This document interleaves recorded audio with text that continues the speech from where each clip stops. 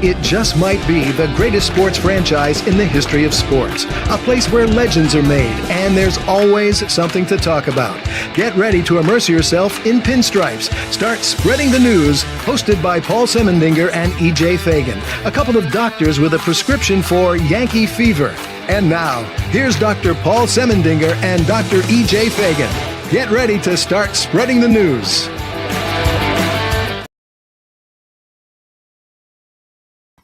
All right, my friends, let me pull this last little graphic down that's in our way. There we go. Welcome to the Start Spreading the News Yankees show. Opening day just moments away, 2 days, and the Yankees 2026 season will be on once again. Thank you all for joining us on the many, many, many networks, including the brand new McGrath Network, which we are happy to be a part of. You saw those other graphics at the beginning.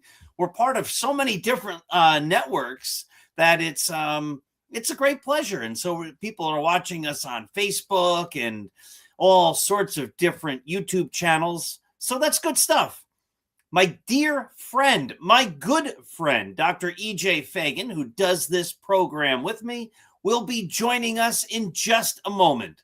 But since EJ's on his way, let me remind everybody that this program is brought to you by Artemisia Publishing. Artemisia Publishing is a fantastic, traditional, independent publisher located in the United States of America. And they have published many great books, including The Least Among Them, Roy White's From Compton to the Bronx, The Motivational 365.2, the greatest novel ever written, Scattering the Ashes. If you have not read Scattering the Ashes, your life is incomplete.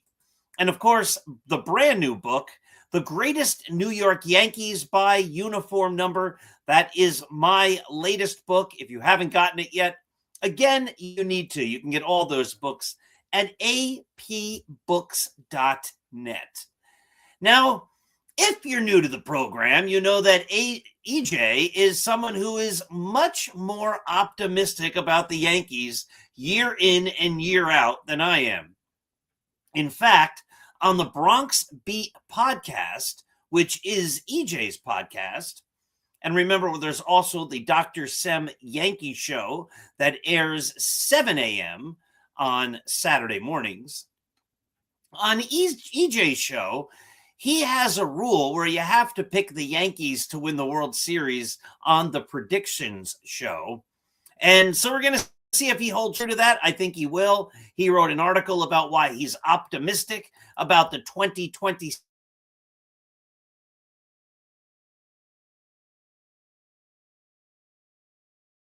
of Signal. And so when EJ gets on, I'm going to try something different. We just got a signal booster, so that should be helping. And unfortunately, it looks like it's not. So I'm going to have to do some technical stuff here. Once EJ gets here, I'll take my picture down and we'll get EJ on the screen. My feelings about the Yankees is I think they built their team to be exactly what the team is going to be. A little better than pretty good. That probably means somewhere around 90 wins. It probably means the Yankees will make the playoffs. And there are a lot of fans who feel that as long as you make the playoffs, anything can happen. And that's true. That is true. And that's been the Yankees' model, hoping that good things happen once they finally make it to the playoffs. I'm not a big fan of that approach. And I'm not a big fan of that approach because I'm someone who says when you go in, you need to go all in. As a sports franchise, your number one goal should be building the best possible team. Now, if you're the Kansas City Royals or the Milwaukee Brewers or the Pittsburgh Pirates or even the Baltimore Orioles, that may not be necessarily possible because of limited resources. But when you're the New York Yankees, it should be absolutely possible. The Yankees should be always going for it. Instead, their model for the last many years has been to be pretty good, a little bit better than pretty good, and hope good things happen in the playoffs. I would rather go into the playoffs as the best team, knowing that anything can happen, but having all of the odds stacked in my favor because I have the best team. That would be the way I would do it if I were the Yankees. But obviously they don't do that. That's not the way they play anymore. So I think they'll be pretty good. There is the hope that when they make the playoffs, and if they don't make the playoffs, that would be a disaster, that they could run out a starting rotation that should be able to shut down really any lineup. And that's the big word for the 2026 Yankees. And I guess it's the big word for most teams, but it seems again that the Yankees spend a lot of their time on hope and if and maybe. But if Gerrit Cole comes back, and if Gerrit Cole is strong when the playoffs arrive, and if Carlos Rodon is back strong when the playoffs arrive, and if Cam Schlittler is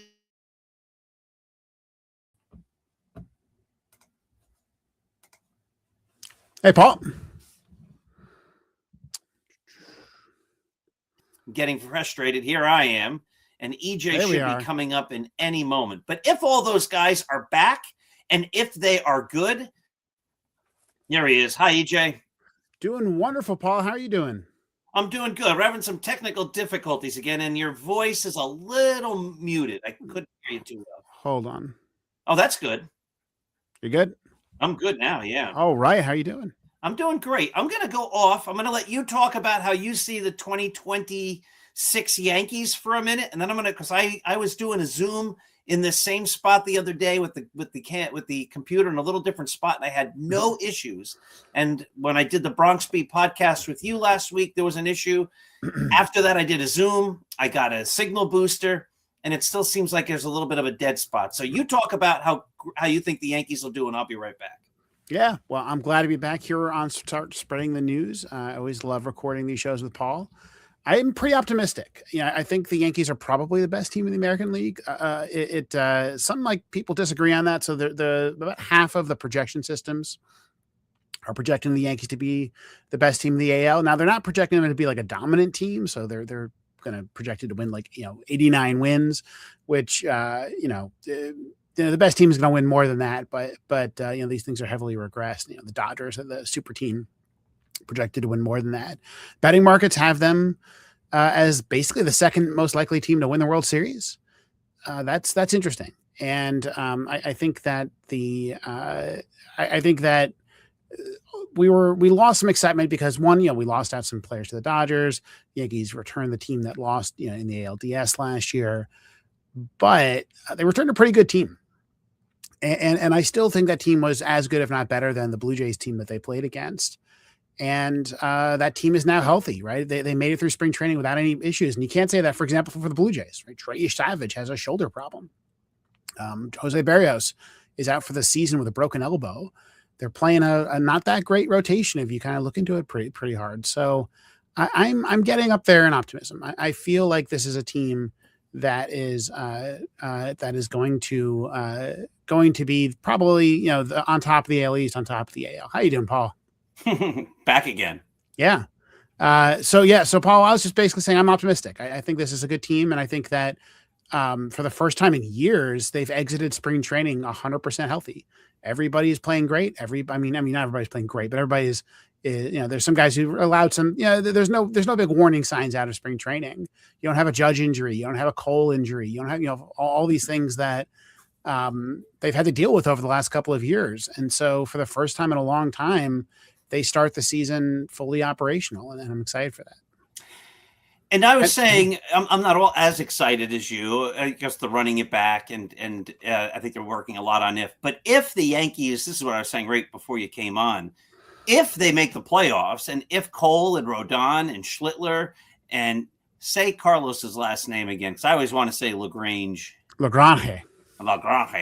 If any of if those guys are pitching like they could, I mean, the Yankees could dominate in the playoffs. So that LeGrand had a bad day today. I don't know if you saw it, but I might take that to a weird Arizona Yankee spring training game situation. Yeah, it's a spring training. I mean, he dominated all spring. Everybody's going to have a bad game in there or whatever. I'm not worried about that in the least bit. So I wanted to play a fun game with EJ.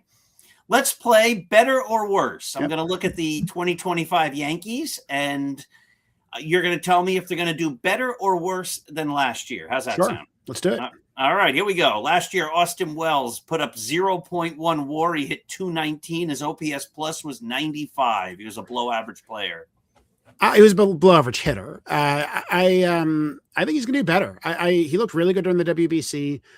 It's the weird thing about Austin Wells, right, is that he somehow last year became a glove first catcher, right? And that's just not who Austin Wells has been his entire life, right? He was the opposite, right? He was a bat first catcher his entire life, a guy who, when he was drafted, would have been drafted way higher than where the Yankees got him, which was still in the first round, had anybody thought that he'd be a good major league defensive catcher. And the line on him was he can hit, but he's probably a first baseman. So he was downgraded.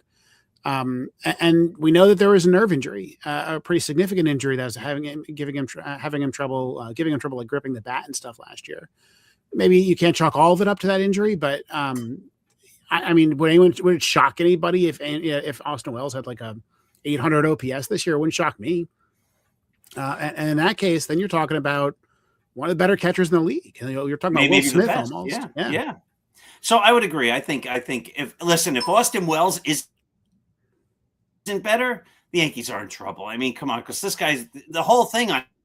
Paul, unfortunately, you're breaking up again.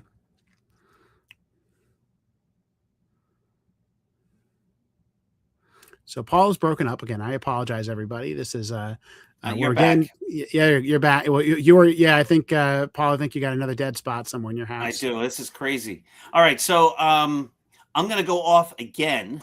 I can't because I'm the. I can't. I could go off the screen, but we'd lose all connection because I'd have to go to a different spot. So I guess we might have to just put up with that for this show. Yeah, it's all right. Sorry. This is the first is spring training. This is our first live show since last autumn. Yeah. Amazing. All right, Paul Goldschmidt, he was 1.2 WAR. He had an OPS plus of 104. He had 274 with 10 homers. What's he going to do? So I think his WAR is probably about the same. Like I think 1 is about what you would hope for Goldschmidt because you don't want him to play that much, right? If he's playing enough, maybe there's a weird late career revival in him. But I think in practice, you want to be a platoon player. And the problem last year was they just played too much against righties. It just took way too long for the Yankees to kind of give up the hope that they would have Paul Goldschmidt as an everyday player in the lineup. And by the end of last season, he was only playing against lefties. And he was still, I mean, the overall numbers weren't great, but the expected numbers were pretty good against lefties. So I have no doubt that he can still mash lefties, or at least, get hits off of lefties pretty reliably. And that's what I want out of him, right? I think if he's starting at all against any righty starter, we've made a mistake or somebody's injured. And so I think that batting line is going to be better on the season, just because you're taking out all those righty plate appearances. The wins, the playing time is going to be way lower. So I think it's a good thing, right? Like that, more wins and less playing time. That's the idea. And so I that's what I think we're getting out of Goldschmidt. He's going to be a veteran righty bench bat, and right, we got a couple here that are going to be interesting now. Ben Rice, 2.3 WAR. He's going to be the Yankees' first baseman. 255, 26 homers, 65 ribbies, a 131 OPS plus. That's tough to be better than that. Yeah, it's interesting. You look at his StatCast page, and you go, "Oh man, like he got unlucky last year." But then you look at his numbers, you're like, "But he was still like a top 5 first baseman." In terms of OPS. A guy who could basically slug 500. He slugged 499. I agree. I think that there's a world where Ben Rice is. I think there's a world where Ben Rice doesn't put it together again, right? And he's he had a rookie year and that was it. There's a world where Ben Rice puts up his StatCast page, right? In which case he's the best first baseman in the league. He's up there with like Nick Kurtz, right? Like he has a lot of red ink on that StatCast page and really impressive numbers. I'm going to say, go on. Oh, the third world is where he was last year, which is still good, right? Which is still, the best first baseman the Yankees have had since like that brief Luke Voit period. It's I think it's really encouraging. And he's 26 years old. He's going to be around for a while. I like him. I just think Ben Rice is, has the potential to be, there's a wide range of outcomes where he is your everyday first baseman for a while, and you're happy about that. Yeah, that's the hope. Did you see that he's like teamed up with Uncle Ben Rice? Did you see that? No. He signed up with Uncle Ben. Paul, you're going out again. All right. So did you see that he signed with Uncle Ben's Rice? Did you see this? I heard you say that. I don't know what that means. What is Uncle Ben's Rice? Uncle Ben's Rice is a company. It's like rice you can buy in the store, and he's Ben Rice, and it's Uncle Ben's Rice. And Ben's Original. I've seen this. Okay. All right. Yeah. Okay. Well, good for him. Yes, looks like that's kind of a easy marketing thing. Here's another crazy one, because this is hard to say he's going to be better. I'm going to say this guy's definitely going to be worse. I can't see how he could be better. Jazz Chisholm, 4.2 WAR, 31 homers, 80 ribbies, 31 steals, an OPS plus of 125. How do you improve on that? I don't think that's going to I'll take it, right? Look, if he's a 4-win player, I will very much take it. Does he have another gear in him? Right? That's an interesting question. I don't think he does. I think, he's talked about, hitting, going 50-50 or something like that. I think, I don't think he could. I don't think he has 50 home runs in him, frankly. I don't think he has the on base to get 50 stolen bases, right? What I would love to see, I don't care. 30 home runs is fine. If he wants to steal 50, I'd love to see him, if he could just get on base a little bit more, because I think he's the most reliable base stealer I know. I'm on the team. Like when Jazz just wants to go, he goes. You add up his 4.2 wins last year, that actually understates it a little bit, because he played a lot of third base and was a bad defender at third base. And so, he was a little bit better than that, even because, he was playing second base. He should have been playing, second base the entire time. So Paul asked me about Jazz Chisholm, and we're dealing with Paul's connection issues right now. Let me add another player that I think I'm a little worried about, and that's Ryan McMahon. EJ, I keep moving. Yes. And your connection, and I keep trying to get a better signal. It's not working. Unfortunately, you got a connection problem. Here's a player I'm worried about. You tell me if you're worried about him. I'm worried about Ryan McMahon. Oh, and there's Paul again. All right. Well, let me say why I'm worried about Ryan McMahon. He had this kind of swing change thing going on this spring, and he was awful. He hit like 180 during the spring with the swing change. Already a guy who hit like 214 after he left Coors Field. Really impressive defense, but you got to worry about him as a potential